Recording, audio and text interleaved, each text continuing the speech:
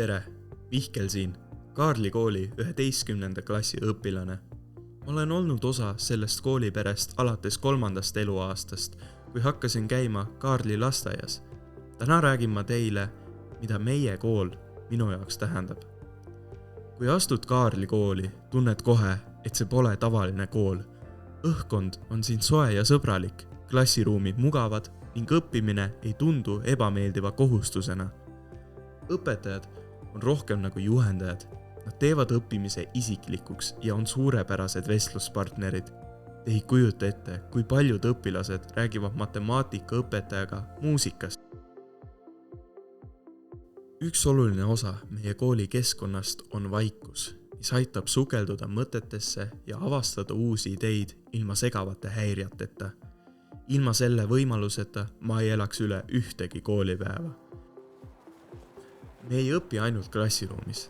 Näiteks siin on näha, kuidas oleme kogu gümnaasiumiga matkal. Erinevaid õppekäike on meil iga nädal. Samuti käib meil tihti erinevaid külalisi. Nii on kool rohkem kui lihtsalt õppeasutus. See on koht, kus kasvada ja avastada uusi asju.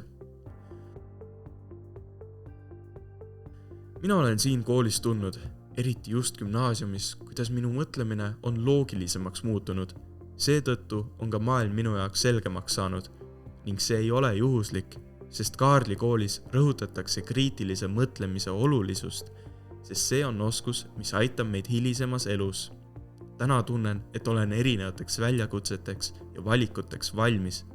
Eelmine aasta see veel nii ei olnud.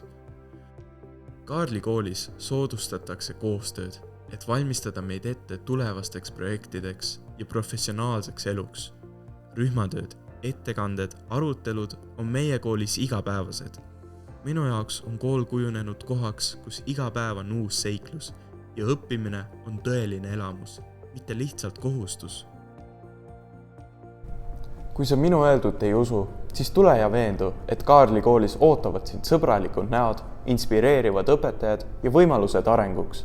Oleme rohkem kui kool, oleme perekond, kus iga õpilane loeb ja saab avastada oma tee.